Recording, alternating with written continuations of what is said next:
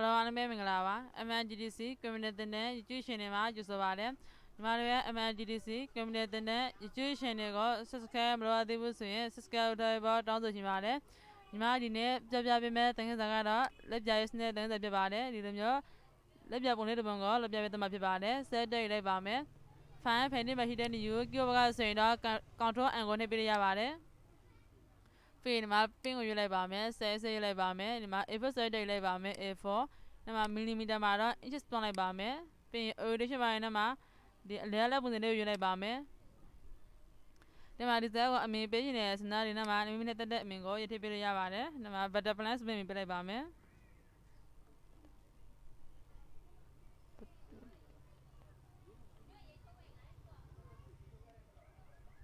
Pin Kia on a bame.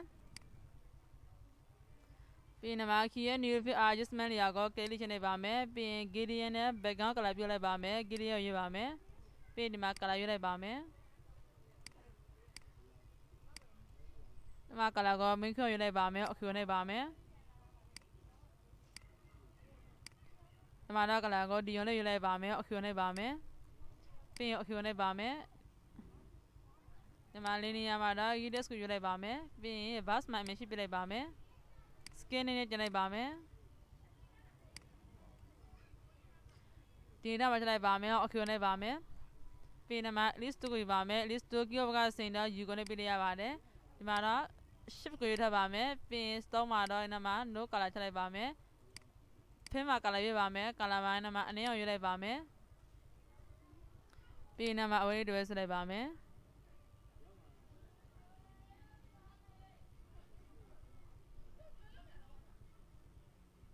Limia way to Bame. Pin control Tigone Bame. Ude Bame.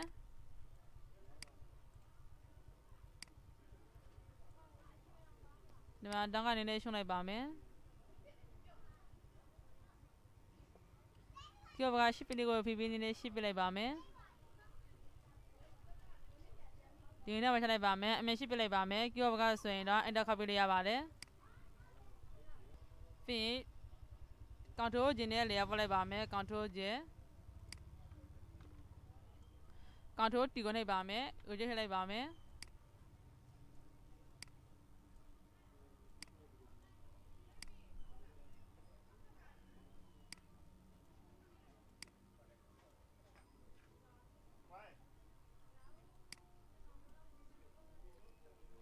Pin I may ship Bame, Kyoga Swenda, and the Capilia Vale. Pin it is one layer mark. Celebi Bame, Agita Bame, Nama bleeding over Shone Bame. Pin Gideon Obalena, Calabula Bame, Gideon Obalema, Meshipile Bame, Pin Kilishine Bame, Nama Calayula Bame. Mark Calastogo, Kilishine Bame, Pin Calabas Mark Calayubile Bame.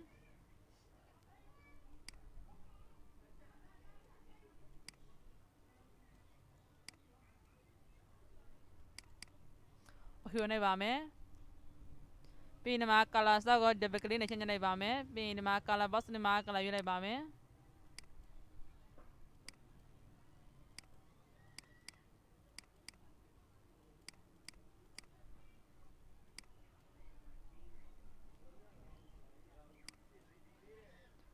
Pin Hune Bame.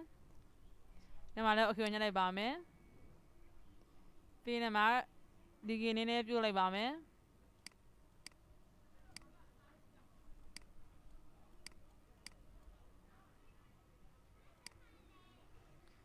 Skin in it Bame, the master mother, Linia Bame, Pin obviously Mado, Tiata Bame, Belamamado, no Milita Bame.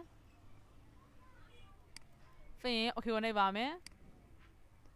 This one could be Zelia, Makilishan Bame, Agita Bame, Bleeding over Shane Bame, Pin Gideon Ovalena, Calabula Bame, Macalabas Lego Edition Bame, Pin Macalabula Bame.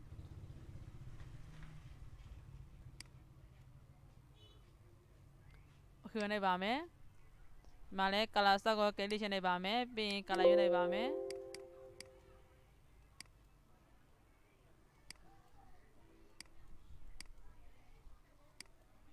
Hune Bame, the Male Hune Bame, Pin Dima Digini Bule Bame.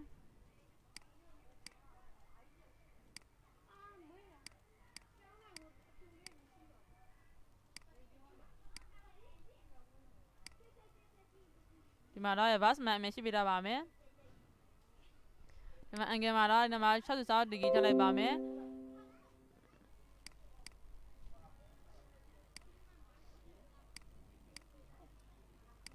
ပြီးရင် okay ဝင်ညှက်လိုက်ပါမယ်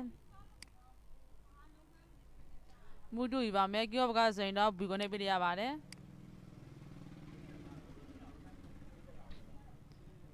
ပြီးရင်ဒီမှာ edit ဆောင်ရဲ့ copy ဆိုတဲ့နေရာလေးမှာ click ချနှိပ်ပါမယ်ပြီးပိန်တိုးယူပါမယ်ပိန်တိုးကိရောဘကဆိုရင်တော့ P ကိုနှိပ်ပြရပါတယ်ဒီမှာတော့ shift ကိုရွေးတော့ပါမယ်ပြီးရင်ဒီမှာဖင်းမှာ no color ထည့်လိုက်ပါမယ် stock မှာ color ရွေးလိုက်ပါမယ် color မှာဒီမှာအနည်းအောင်လေးရွေးလိုက်ပါမယ်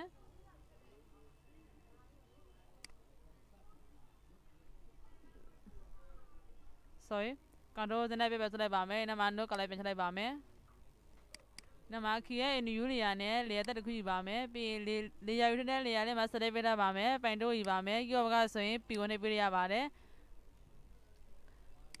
ပြီးဒီမှာတော့ shift ကိုရွေးထားပါမယ်ဖင်းမှာတော့ no color ထည့်လိုက်ပါမယ်ဒီမှာ stock မှာ color ကိုအနည်းအောင်လေးရွေးလိုက်ပါမယ် stock size မှာတော့ဒီမှာ73ထည့်လိုက်ပါမယ်ပြီး zone ကိုညှိလေးရှိလိုက်ပါမယ်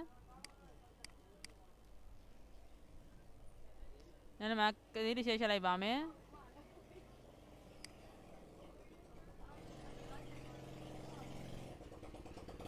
ဒီပုံလေးကိုလည်းချက်လိုက်ကြည့်ပါမယ်ဒီလိုမျိုးပုံစံလေးပြလိုက်ပါမယ်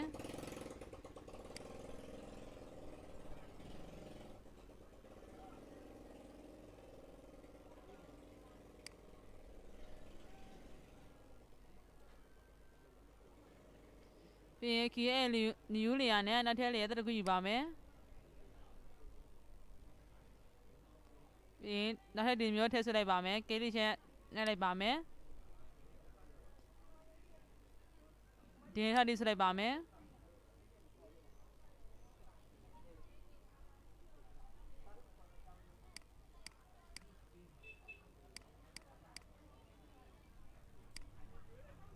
ပြီးရင်မှာ at least 2ယူပါမယ်ကိရောဘကဆိုရင်တော့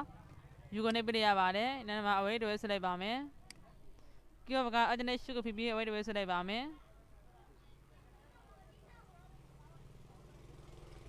ပြီးဒီမှာ stock မှာတော့ no color ထည့်လိုက်ပါမယ်ဖင်းမှာ color အနည်းအောင်ရွေးလိုက်ပါမယ် move 2ယူပါမယ်ကိရောဘကဆိုရင် B ကိုနှိပ်ပြရပါတယ်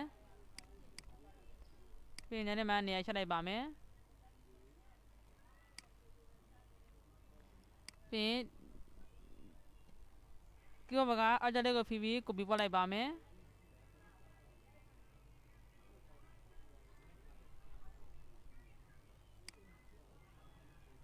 ပြီးရင်ဒီလေယာလေးခုကိုကိရောမှာရှိတဲ့ shift key ကိုဖိပြီး select ပြလိုက်ပါမယ် control G နဲ့ group ပြလိုက်ပါမယ် control G ပြီး key ရဲ့ new layer နဲ့ layer တစ်ခုယူလိုက်ပါမယ်ပိန်တိုးယူပါမယ်ကိရောဘကဆိုရင်တော့ P ကိုနှိပ်ပြရပါတယ်ဒီပုံလုံးကိုလည်းချက်လိုက်ကြည့်ပါမယ်ဒီလိုမျိုးပုံစံလေးပြလိုက်ပါမယ်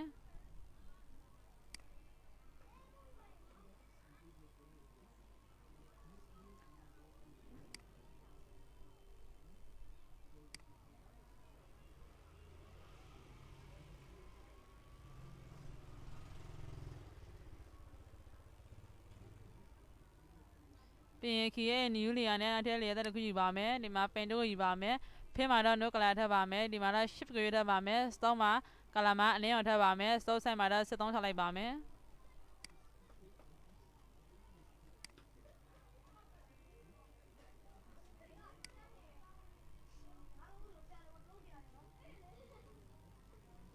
ကီရဲ့ new layer နဲ့နောက်ထပ် layer တစ်ခုယူလိုက်ပါမယ်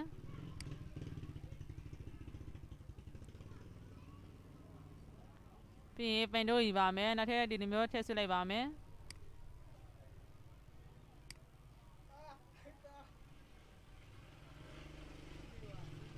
ကီရဲ့ new layer နဲ့ layer ထည့်ယူပါမယ်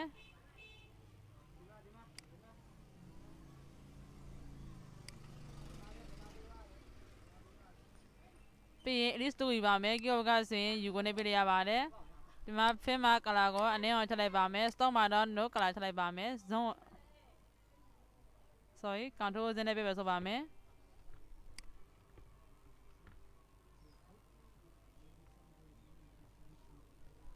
မပိန်တော့တည်းယူပါမယ်နောက်ထပ်တစ်ခုထည့်ဆွဲလိုက်ပါမယ်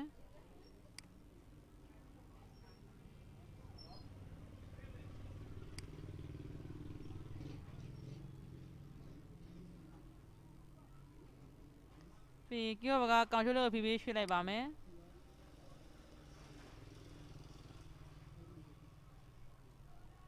ဒီနေ့မှချက်လိုက်ပါမယ်ခီရဲ့နယူးလီယာနဲ့လေသက်တစ်ခုယူပါမယ်ပြီး list 2ယူပါမယ်ကီယိုဘကဆိုရင်တော့ယူကနေပြရပါတယ်ဒီမှာဖင်မှာကာလာမှာအနေအောင်ရွေးလိုက်ပါမယ်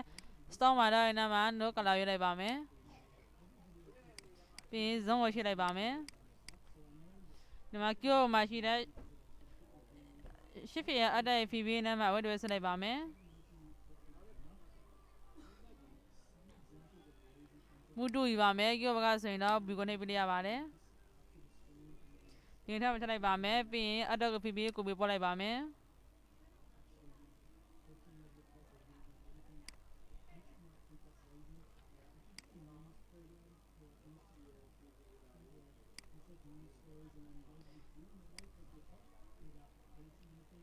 ပြီးရင်ဒီလေယာရေးတဲ့ကောကီယိုမှာရှိတဲ့ control လေးကို FB ဆက်ပြလိုက်ပါမယ်ပြီးရင် control G နဲ့ group ပြလိုက်ပါမယ်ပြီးရင်ဒီလေယာတစ်ခုကိုရှစ်ကို FB ဆက်ပြလိုက်ပါမယ် control G နဲ့ group ပြလိုက်ပါမယ်ပြီးရင်ဒီလေယာကိုဒီမှာ edit ဝင်လေယာမှာချက်လိုက်ပါမယ်မျက်နှာအပေါ်နေနဲ့ရွှေ့လိုက်ပါမယ်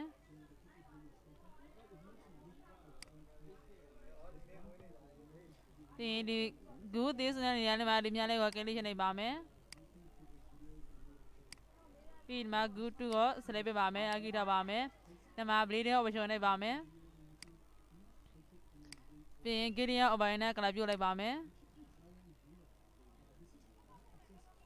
ဒီမှာ color ရွေးလိုက်ပါမယ်ဒီမှာ color ကိုတော့ဒီမှာဒီရောင်းလေးထည့်လိုက်ပါမယ် option လိုက်ပါမယ်ပြီးရင် color stock ကို click ရှင်းလိုက်ပါမယ် color ရွေးပါမယ်ဒီမှာ color မှာဒီအနီရန်အောင်ထည့်လိုက်ပါမယ် option လိုက်ပါမယ်ပြီးရင် bus မှာ image ဖြုတ်လိုက်ပါမယ် sorry ဒီမှာ option လိုက်ပါမယ် bus မှာ image ဖြုတ်လိုက်ပါမယ်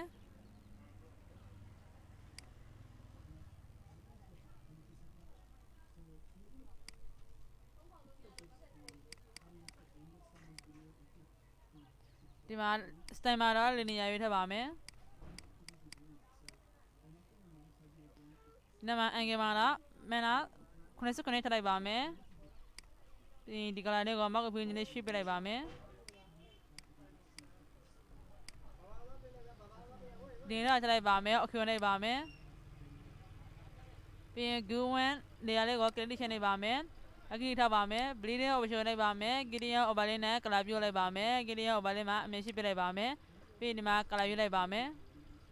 color stock ကို click ရှင်းလိုက်ပါမယ်ပြီးဒီမှာ color ရွေးလိုက်ပါမယ်ဒီအရောင်လေးပဲရွေးလိုက်ပါမယ်ဒီမှာလည်း color stock ကို click ရှင်းလိုက်ပါမယ်ပြီးရင် color ကို click ရှင်းလိုက်ပါမယ်ဒီမှာ color ရွေးလိုက်ပါမယ်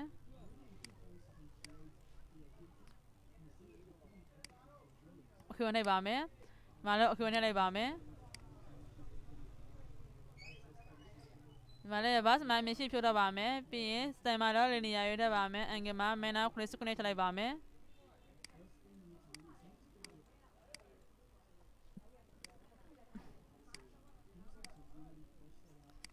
ဒီနေ့ထားထည့်လိုက်ပါမယ်ပြီးရင် okay လိုက်ပါမယ်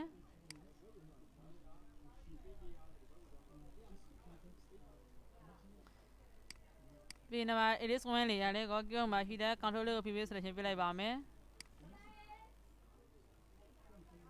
ပြီးရင် back တို့ယူပါမယ် sorry နမှာဒီ layer လေးမှာ style layer ပြုလို့ရပါမယ်အကြည့်ထားပါမယ်ပြီးရင် style layer နေပါမယ်ပြီးရင်ဒီမှာ back တို့ယူပါမယ်ဒီမှာ color မှာတော့အနေရရွေးထပ်ပါမယ် okay လိုက်ပါမယ် create new layer နဲ့ layer တက်တစ်ခုလိုက်ပါမယ်ဇုံကိုညနေချိလိုက်ပါမယ်။နောက်မှာပေါ်တဲ့ဆက်ကိုညနေကြည့်လိုက်ပါမယ်။ကီယိုမှာဟီတဲ့လေးတော့ကွန်ဆာကပလင်းနဲ့ပြုလုပ်ပြရပါတယ်။ပြီးရင် control D နဲ့ selection ဖြတ်လိုက်ပါမယ်။ opacity နည်းနည်း short လိုက်ပါမယ်။ opacity မှာနောက်မှာ90ထည့်လိုက်ပါမယ်။မူတူယူပါမယ်။ကီယိုဘကဆိုရင်ဘီကိုနေပြရပါတယ်။ပြီးရင်ဒီလေးရတဲ့အကောင်လုံးကိုကီယိုမှာရှိတဲ့ shift key ကိုဖိဖိ select ပြလိုက်ပါမယ်။ control G နဲ့ group ပြလိုက်ပါမယ် control G မူတူယူပါမယ်ကီယိုဘကဆိုရင်တော့ B ကိုနေပြရပါတယ်ပြီးရင်အမြဲတမ်းနေလေးရွှေ့လိုက်ပါမယ်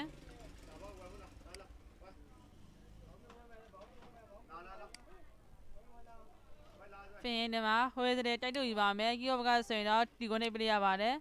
စာလုံးဖောင်းမှုစဉ်ရေးပါမယ်ဖောင်းမှုစဉ်ရေးနဲ့အမျိုးမျိုးရှိပါတယ်မိမိနဲ့တက်တက်ဖောင်းမှုစဉ်ရေးပေးရပါတယ်ဒီမှာဒီဖောင်းမှုစဉ်လေးရွေးလိုက်ပါမယ်ပြီးရင်စာလုံးကာလာမှာတော့အနည်းအောင်လေးရွေးလိုက်ပါမယ်အခူနဲ့ပါမယ်စာလုံးဖောင်းဆက်ရေးပါမယ်စာလုံးဖောင်းဆက်မှာဒီမှာ30ထည့်လိုက်ပါမယ်ပြီးရင်ဒီမှာ custard ထည့်ချပါမယ်စာရေးလိုက်ပါမယ်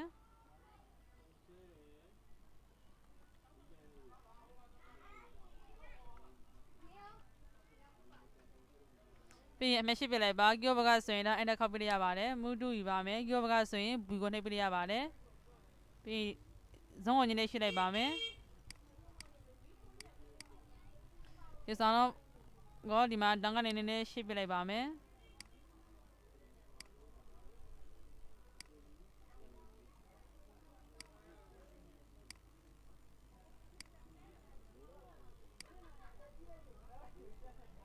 ပြီးရင်အမရှိပြလိုက်ပါကီယိုဘကဆိုရင်အဲ့ဒါခောက်ပြရပါတယ်ဒီမှာဟိုတိုက်တူယူပါမယ်ကီယိုဘကဆိုရင်တော့ဒီကိုနှိပ်ပြရပါတယ်ပြီးရင်ဒီနေ့မှာ custard ထည့်လိုက်ပါမယ်မောက်ကိုပြဆက်လိုက်ပြလိုက်ပါမယ်ပြီးရင်ဆောင်းလုံးဖောင်းမှာကလာရွေးလိုက်ပါမယ်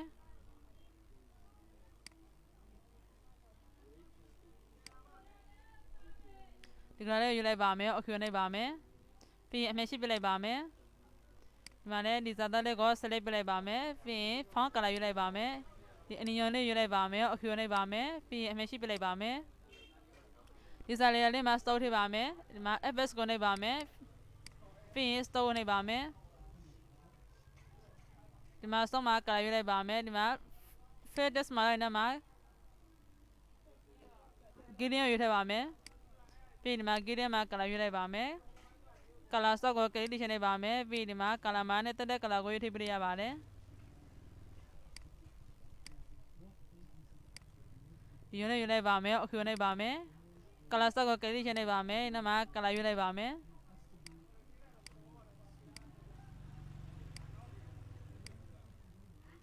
ပြီးရင်အခူနှိပ်ပါမယ်အခူနှိပ်ပါမယ်ဒီမှာ source set ကိုနည်းနည်းကြည့်လိုက်ပါမယ် source set မှာဒီမှာ15လောက်ထည့်လိုက်ပါမယ်ပြီးဒီမှာ stem မှာတော့ linear ထည့်ပါမယ် angle မှာတော့ cos degree ထည့်လိုက်ပါမယ်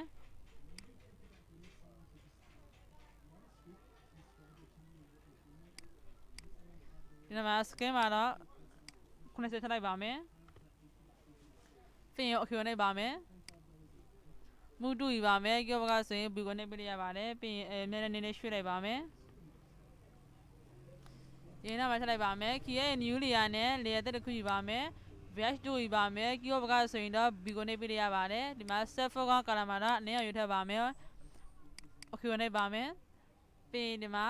brush တင်ကိုဝင်ပါမယ်ဒီမှာအနာတော့ white တဲ့ပုံစံလေးယူလိုက်ပါမယ်ဒီမှာဒီ30ပုံစံကိုယူလိုက်ပါမယ်ပြီးရင် harness မှာတော့0ထည့်ပါမယ်ပဒဆက်အကြီးသေးကိုတော့ဒီမှာဆက်ကအကြီးသေးလို့ပြရသလိုကီယိုဘကဆိုရင်တော့လေးတော့ကွန်းစောက်ကပလေးနဲ့ပြုလုပ်ပြရပါတယ်ပြီးရင်ဒီမှာ click ရှင်းလိုက်ပါမယ် sorry control နဲ့ပြဆိုပါမယ်ဒီမှာ set foreground color မှာအနည်းအောင်ရွေးရပါမယ်အခူနှိပ်ပါမယ်ပြီးရင်ဒီမှာ click ရှင်းလိုက်ပါမယ်မူတူယူပါမယ်ကီယိုဘကဆိုရင်တော့ဘူကိုနှိပ်ပြရပါတယ်ပြီးရင် shift key လေးကိုဖိပြီးရှုံးလိုက်ပါမယ်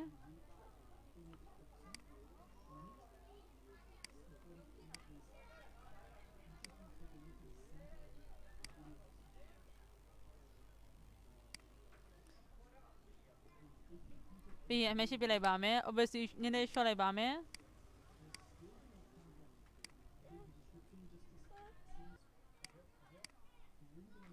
အမ opacity နည်းနည်းထည့်ချလိုက်ပါမယ်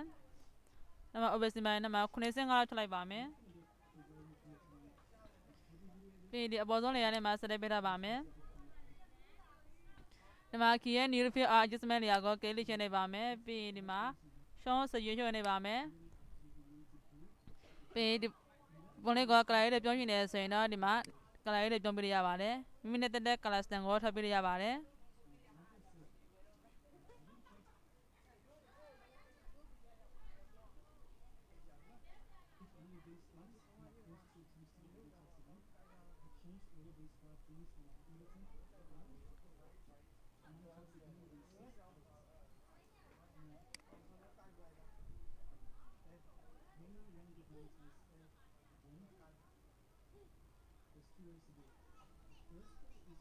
ဒီပုံစံလေးထည့်လိုက်ပါမယ်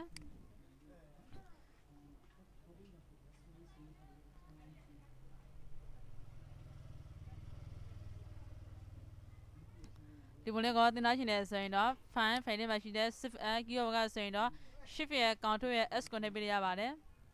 ပြီးရင် desktop ရေးလိုက်ပါမယ် desktop file ထဲမှာတော့နဲ့တဲ့အမြင်ကိုရေးထည့်ပေးရပါတယ်နာမည် butterfly ဆိုပြီးပြလိုက်ပါမယ်ပြီးရင်ဒီမှာ shift a တက်မှာတော့ဒီ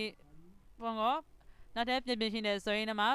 PSD နဲ့တင်ပြရဖြစ်ပါတယ်ညီမကတော့တင်ပြင်တော့မှာဖြစ်တဲ့အတွက်ဒီမှာ JPEG နဲ့တင်လိုက်ပါမယ် JPEG